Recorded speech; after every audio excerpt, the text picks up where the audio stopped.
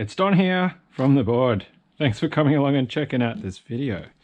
So in a previous part, I showed off this, which is a Gents Saw or a dovetail saw. It's designed to cut dovetails. I suppose you could use it to cut small tenons as well. And it was pretty rusty. I've cleaned it up. I've sort of covered it now with some wax paste to reduce any further rusting. And yeah, it's in a really lovely condition, but I need to sharpen it. I did a cut test on that, and cutting it with this particular block to the full depth, you can see it took 42 cuts to get down to that full depth. So we want to sharpen it, see if we can do better. And while, yeah, it still cuts, I guess if it is sharper, it'll cut nicer, cleaner, faster, and be more efficient at doing what it's designed to do. But before we get into that sharpening, because I did actually find a small triangle file with some much older files that I've got here in this set, we also need to set it with a saw set to make sure that the actual teeth and the kerf are running correctly. So I've finally been able to scrounge together this. I purchased this off eBay, quite cheap actually. It's a Eclipse 77 made in England brass saw set. So it's pretty old.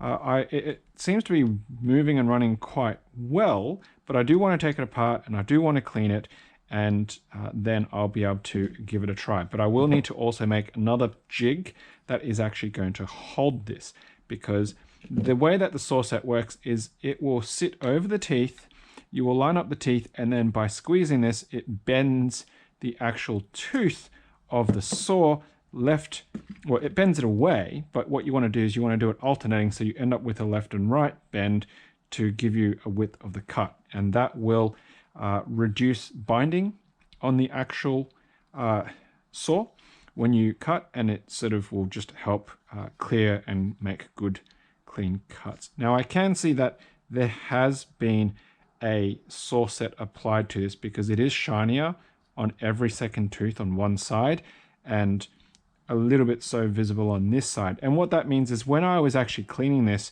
and sanding it to get the rust off, obviously these teeth, every second one of these is leaning closer to one side. But for consistency, I want to make sure that I do that anyway with this. So I will have to make sure I see which ones it is and try and keep it in the direction it's already slightly set to. Now how this works, I don't know if the camera is going to catch this very well, but this pin has an internal moving pin as well, and it's got a secondary action. So the big barrel moves forward and pinches the blade. We'll try and show you there. So it pinches the blade and holds it in place, right? And then the little pin on the inside, when you squeeze it, moves forward, and that's what actually bends the tooth to give you more of that kerf. Now, this dial goes from a 4 all the way up to the 12, and it's meant to correlate with how many teeth per inch approximately. So this is indicating if you got a 4 tooth per inch saw, how wide and how rough that cut is. If we have a look at this, it moves that little pin heaps. It bends it quite far because it's meant to be quite a large rough cut saw. Whereas if we go, and this is just a graduated spiral, and we turn this all the way up to where it is as 12, it doesn't move nearly as much. Now this is meant to be maybe 14. I don't really know. I'd have to do a count, but it is very fine. It is probably one of the finest tooth counts you're going to find on the older saw types. So by setting it at 12, that's really just where I'm going to have to be. You know, it doesn't change very much before it falls off back across to that 4 tooth section. So the bend on this is very, very small. It's very slight. So I'm going to take this apart. I'm going to clean it up. I'm going to, well, I don't want to take the patina off the handle and whatnot, but I do want to clean the actual pin, maybe apply a bit of mineral oil to it or something, just wiping it on the surface so it runs a little bit nicer and smoother. Put it back together, and then we'll go about putting together a jig, setting this sharpening it, and then coming back. So I probably won't bore you with a lot of that detail, but yeah, just wanted to show this. Should be able to pull it apart by undoing this particular screw. Yeah, and hopefully we'll come back on the next bit to a sharpened Gents saw and trying it out on that block of wood again and seeing how many cuts it will take. So yeah, there you go. That is a Eclipse 77. Relatively easy to find, just a bit harder to find at a cheap price. But very lucky to get this one at quite an affordable price. So we'll see you on the next part, hopefully soon. Thanks, and of course, as usual, until next time, happy clacking. Alright, well that wasn't actually as bad as I thought, so I think we'll probably just merge these two parts together. This is my end rig. So I did take this apart, the saw set apart. I did clean it, and it's running so much nicer and smoother. I've cleaned out a lot of, I suppose, old grease and gunk, maybe. I did clean it, and I have added some of my wax paste into some of the more exposed areas, but it's nice and smooth now. It did give me a hand cramp to set every one of these teeth, but I don't know if you can really see it, if the focus is going to show it, but now the teeth are a lot more distinct in going left, right, left, right, left, right, left, right along this blade. What I've done is I've used my little triangle file here now, and I've actually gone through drawing it one way then the other, alternating it between the teeth to kind of sharpen it after I leveled it a little bit with this flat file. So you can see it's a bit shiny in the middle because I was just running that across the top to sort of level these teeth. I have to clamp it like this so the blade doesn't flex too much, and then allows me to actually apply the pressure to actually sharpen it. Now, just running my finger across the top of it, which, you know, isn't really probably the smartest thing to do, I can actually feel and I can hear the difference too, in that there is definitely more of an edge available to it than before. So that only took me about 10 minutes to do. It was a lot faster. It actually took me longer to take this apart, clean it, and then to actually put it back together than to use the saw set and actually run that file. That small file, this file here, it was catching. I don't know if it's the best file for it or the best quality for it. I probably might want to pick up a different one or a new one, because this has had a bit of abuse in its life doing other things with modeling and other works for many years.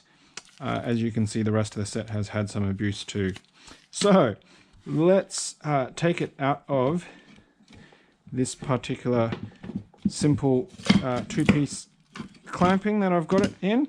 Now I can just check down that, and it's mostly straight still, hasn't really had too much damage to it.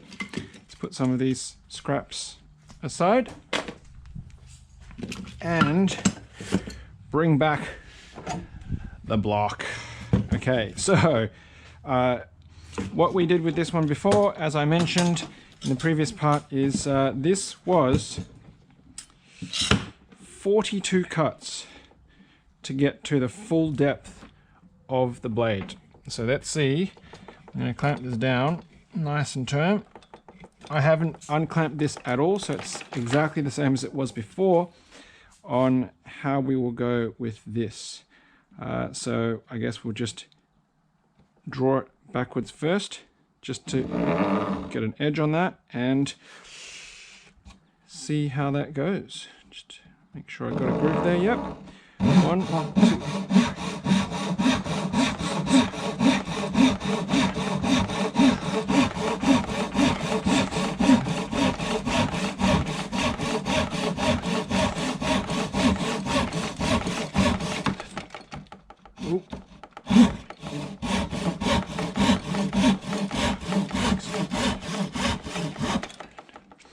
Alright, so that was, if you were counting, 39 cuts to get to that depth.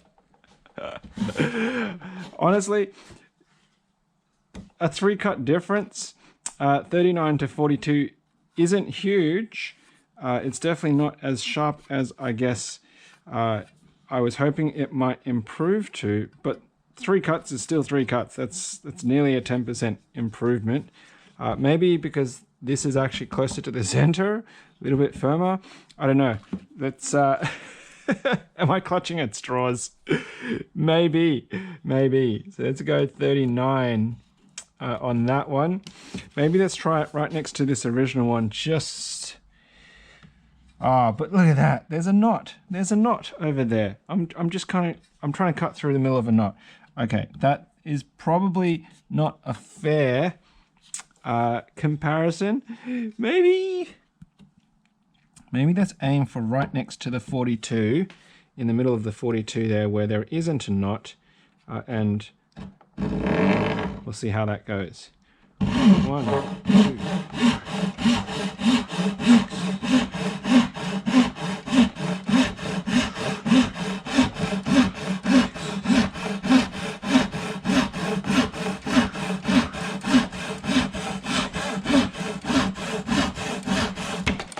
Oh, that was 30.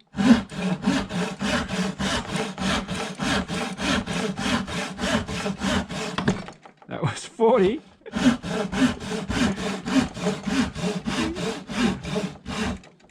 $48. Well, that was a bit of a fail, wasn't it? Absolute fail. Maybe that's just, well, I mean, that's got a bit of a knotty bit happening over there as well. You know what? That is not a very good indicative test at all. But I can still feel an edge on this.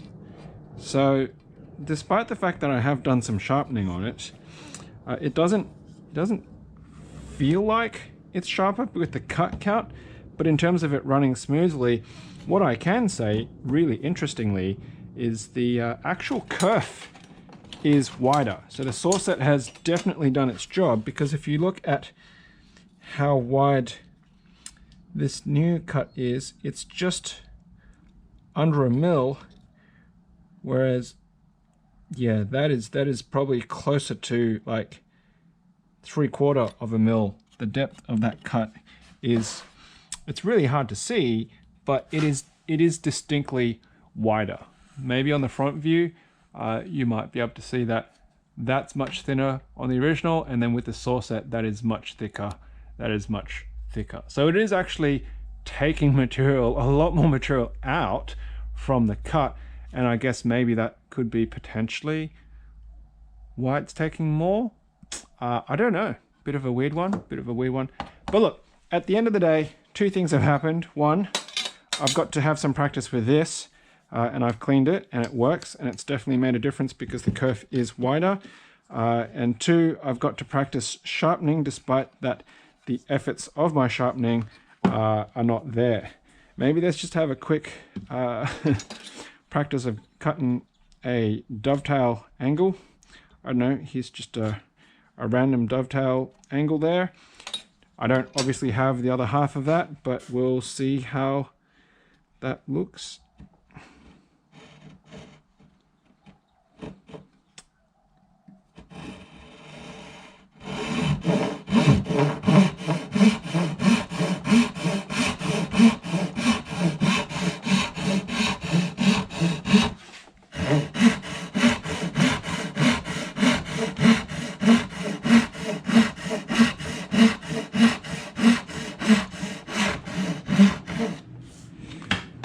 Maybe should probably get a piece of that to see how deep I want to go. Yeah, it's nearly there.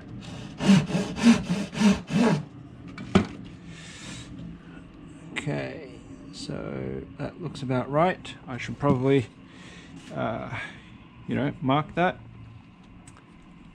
as the depth that I want to go down to. Yeah, well, that's at a bit of a funny angle. Let's just try and line that up a little bit better.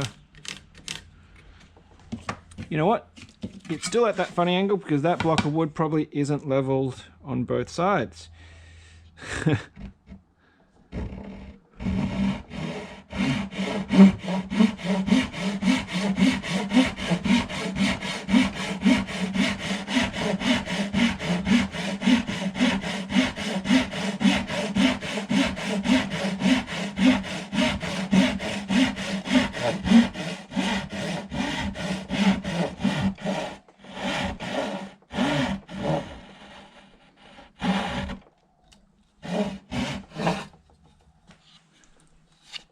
All right, now despite the fact that that is not the sharpest tool, literally, in this shed, it is definitely capable of making those angled cuts.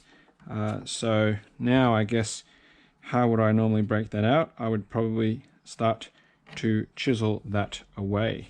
So I'm not going to continue doing that, but that's because I'm not really set up for that right now.